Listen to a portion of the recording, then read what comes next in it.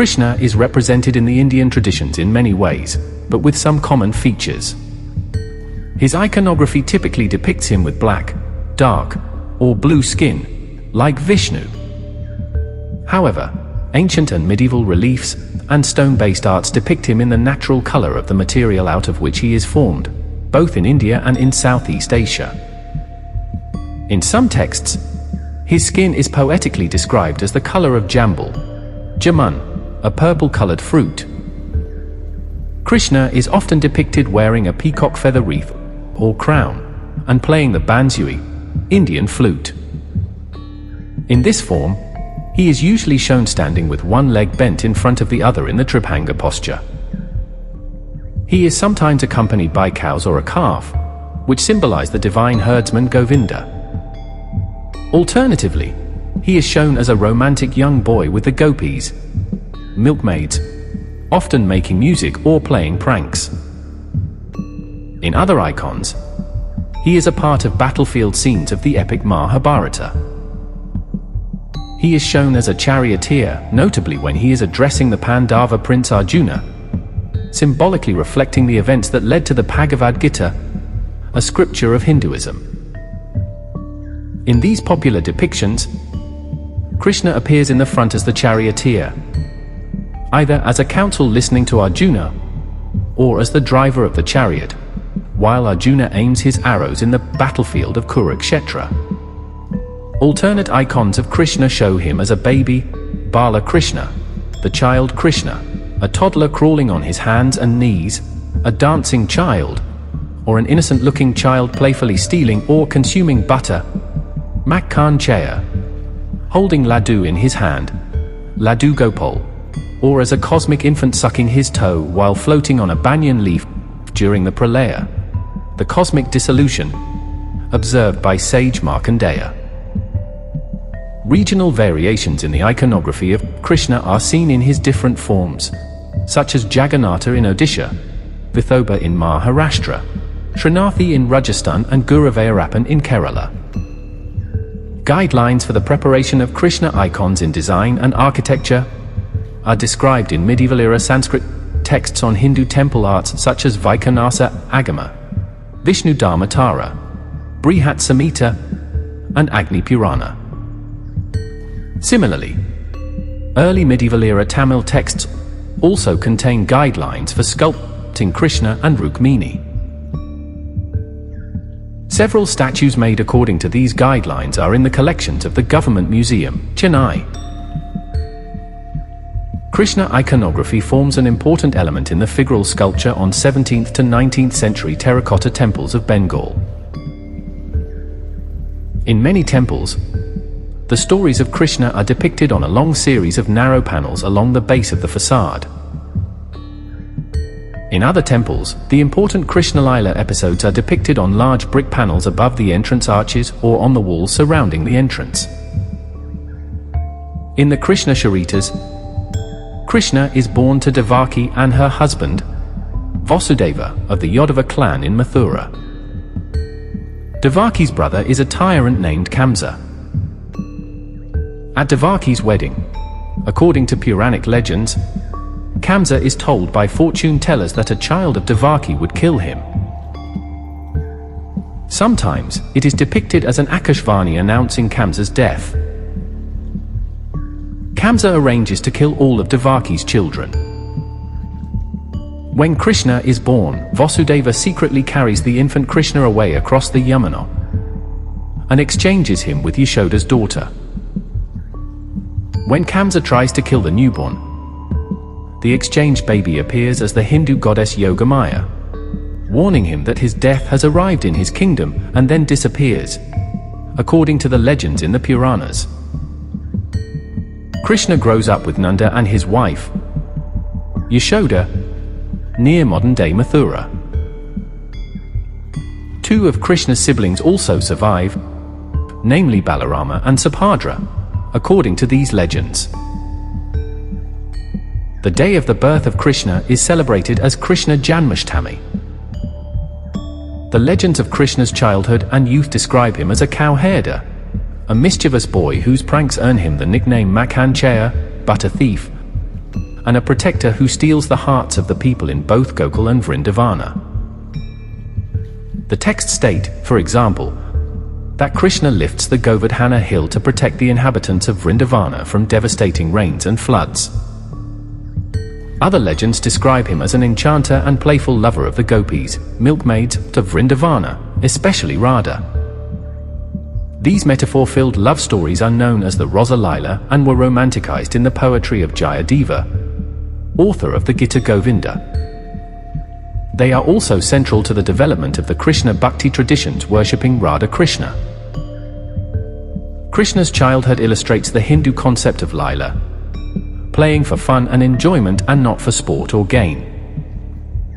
His interaction with the gopis at the Rasa dance or Rasa Lila is an example. Krishna plays his flute and the gopis come immediately, from whatever they were doing, to the banks of the Yamuna river and join him in singing and dancing. Even those who could not physically be there join him through meditation. He is the spiritual essence and the love eternal in existence. The gopis metaphorically represent the Prakti matter and the impermanent body. This Lila is a constant theme in the legends of Krishna's childhood and youth. Even when he is battling with a serpent to protect others, he is described in Hindu texts as if he were playing a game. This quality of playfulness in Krishna is celebrated during festivals as Rasalila and Janmashtami, where Hindus in some regions such as Maharashtra playfully mimic his legends, such as by making human gymnastic pyramids to break open handis, clay pots hung high in the air to steal butter or buttermilk, spilling it all over the group. Krishna legends then describe his return to Mathura. He overthrows and kills the tyrant king, his maternal uncle Kamsa, after quelling several assassination attempts by Kamsa. He reinstates Kamsa's father, Ugrasena, as the king of the Yadavas and becomes a leading prince at the court. In one version of the Krishna story, as narrated by Shanta Rao, Krishna, after Kamsa's death, leads the Yadavas to the newly built city of Dwaraka. Thereafter Pandavas rise. Krishna befriends Arjuna and the other Pandava princes of the Kuru kingdom. Krishna plays a key role in the Mahabharata. The Bhagavata Purana describes 8 wives of Krishna that appear in sequence as Rukmini, Satyabhama, Jambavati, Kalindi, Maitravinda, Nagnajiti, also called Satya, Bodra and Lakshmana, also called Madra. This has been interpreted as a metaphor where each of the 8 wives signifies a different aspect of him. Vaishnava texts mention all gopis as wives of Krishna, but this is understood as spiritual symbolism of devotional relationship and Krishna's complete loving devotion to each and everyone devoted to him. In Krishna-related Hindu traditions, he is most commonly seen with Radha. All of his wives and his lover Radha are considered in the Hindu tradition to be the avatars of the goddess Lakshmi, the consort of Vishnu. Gopis are considered as Lakshmi's or Radha's manifestations. According to the epic poem Mahabharata, Krishna becomes Arjuna's charioteer for the Kurukshetra war, but on the condition that he personally will not raise any weapon. Upon arrival at the battlefield and seeing that the enemies are his family, his grandfather, and his cousins and loved ones, Arjuna is moved and says his heart will not allow him to fight and kill others. He would rather renounce the kingdom and put down his Gandiva, Arjuna's bow.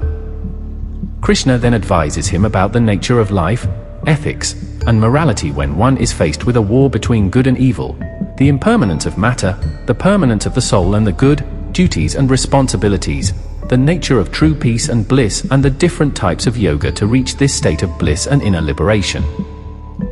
This conversation between Krishna and Arjuna is presented as a discourse called the Bhagavad Gita. It is stated in the Indian texts that the legendary Kurukshetra war led to the death of all the 100 sons of Gandhari. After Duryodhana's death, Krishna visits Gandhari to offer his condolences when Gandhari and Dhritarashtra visited Kurukshetra, as stated in Sri Parva. Feeling that Krishna deliberately did not put an end to the war, in a fit of rage and sorrow, Gandhari said, thou were indifferent to the Kurush and the Pandavas, whilst they slew each other. Therefore, O Govinda, thou shalt be the slayer of thy own kinsman. According to the Mahabharata, a fight breaks out at a festival among the Yadavas, who end up killing each other. Mistaking the sleeping Krishna for a deer, a hunter named Jora shoots an arrow towards Krishna's foot that fatally injures him. Krishna forgives Jora and dies. The pilgrimage, Tirtha, site of Balka in Gujarat, marks the location where Krishna is believed to have died.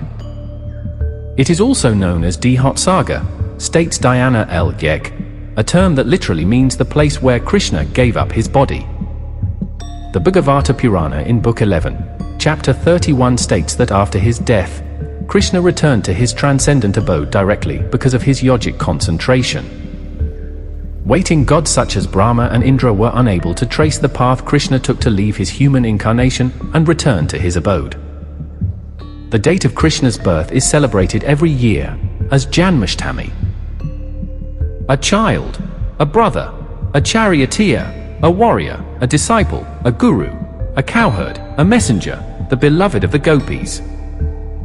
Throughout his life, Krishna enacted so many roles, the whole time never forgetting that they were just that, roles, and that his true nature was eternal, ever blissful consciousness. In this way, he was able to remain detached and thus perform flawlessly, never allowing the smile to fall from his face. This, Amma says, is perhaps his greatest teaching. There have been very few who have been able to rejoice both in victory and in defeat, Amma says. Sri Krishna is one who celebrated both life and death. That is why he was always able to give a big smile. He took birth with a smile on his face, lived with a smile, and left his body with a smile. The message that he conveyed through his life is that we should make life full of laughter. Krishna's life was so full, it would be impossible to recount it all here. It is told primarily through Srimad Bhagavatam, Garga Samhita, Vishnu Purana, Brahmavaivarta Purana, Mahabharata, Harivamsa, and several other Puranas. However, here are some of the broad strokes. Krishna, in fact, took birth in a prison cell. A sage had told his egoistic uncle, King Kamsa, that he would be killed by his sister Devaki's child. So Kamsa imprisoned Devaki and had each child she bore murdered.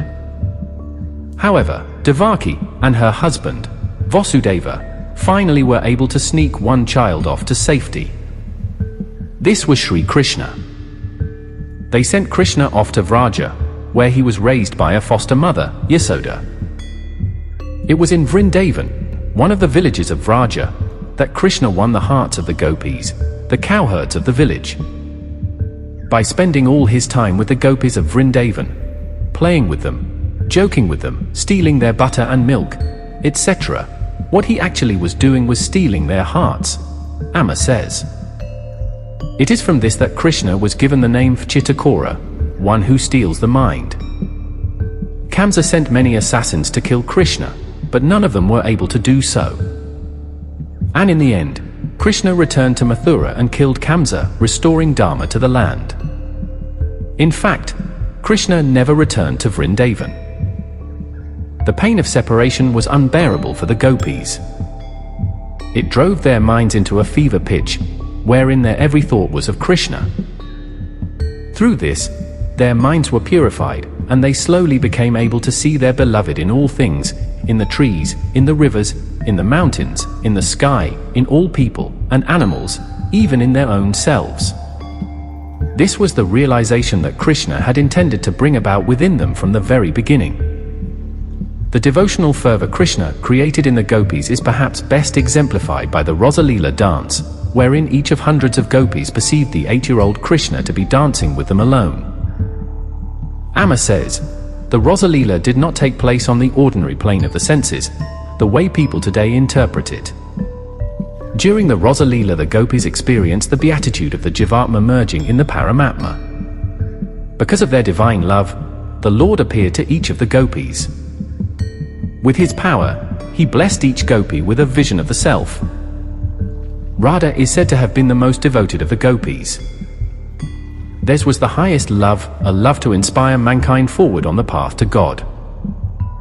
Amma has even said, Krishna's lifting of the Govardhana mountain as a child was not the real miracle. The real miracle was the gopis' love for Krishna. The next major role in Krishna's life was as a friend to the Pandavas, 5 devoted and dharmic brothers whose kingdom was usurped by their 100 half-brothers, the egoistic and adharmic Kauravas. In the eventual war between the two, Krishna served as the charioteer of the Pandava Arjuna. And it was also to Arjuna that he advised the 701 verses of the Bhagavad Gita, the centerpiece of the Mahabharata. It is the Gita that stands as Krishna's most important gift to the world. In fact, some people believe that the whole purpose of Krishna's birth was to deliver this song of the divine. It comprises Krishna's advice to Arjuna on the cusp of the Mahabharata war. The Gita delivers the essence of spirituality in a way that the common man can understand. As the great Swami Chinmayananda often said, with the Gita, Sri Krishna took the knowledge of the Upanishads down from the Himalayas and into the marketplace.